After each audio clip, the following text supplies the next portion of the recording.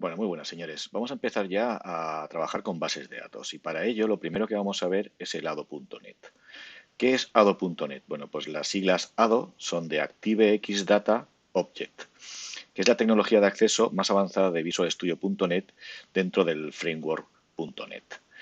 Antes del ADO.NET, lo que existían eran otras tecnologías como el OLDB y el ODBC que también nos servían para poder conectar a bases de datos.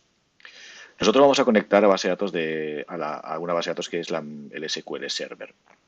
Para acceder a cualquier base de datos de esta relacional con ADO.NET, ya sea SQL Server, ya sea MySQL, ya sea Oracle, necesitamos tener el conector .NET de la base de datos correspondiente.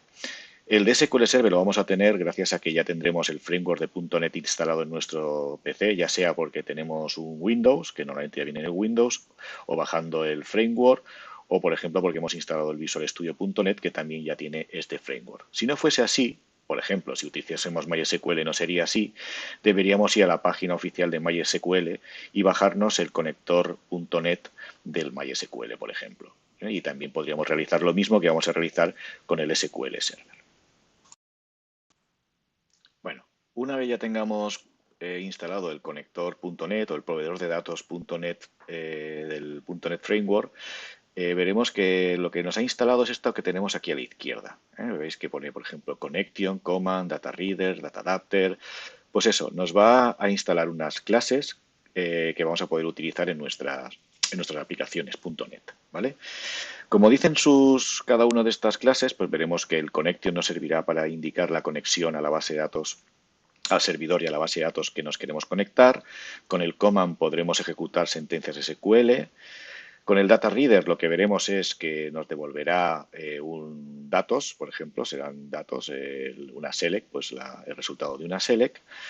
Y el data adapter en este caso no lo vamos a utilizar. Y sí que vamos a utilizar, por ejemplo, en cambio, el data table que tendremos del otro lado de la derecha, que existe ya en el .NET, no es necesario, no está dentro del proveedor, pero que también vamos a utilizar para, por ejemplo, enlazar con una combo, box o con una data grid. ¿De acuerdo?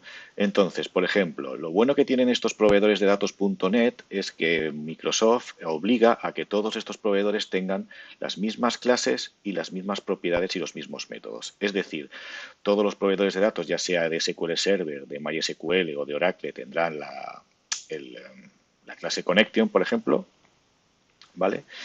Y dentro de Connection, pues tendremos sus propiedades y sus métodos. Y sean los mismos, sea SQL Server, o sea MySQL, o sea Oracle. Y esto va a pasar con todas las clases. La diferencia, pues vais a ver, por ejemplo, que nosotros vamos a utilizar el SQL Server y entonces la clase Connection se llama SQL Connection. Si utilizásemos el MySQL, se llamaría MySQL Connection y si utilizásemos el Oracle, se llamaría Oracle Connection.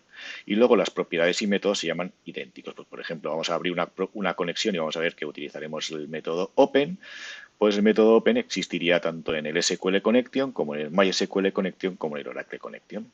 Como veis, esto es bastante sencillo y veréis que es muy fácil, bueno, bastante fácil poderse conectar a la base de datos desde el .NET.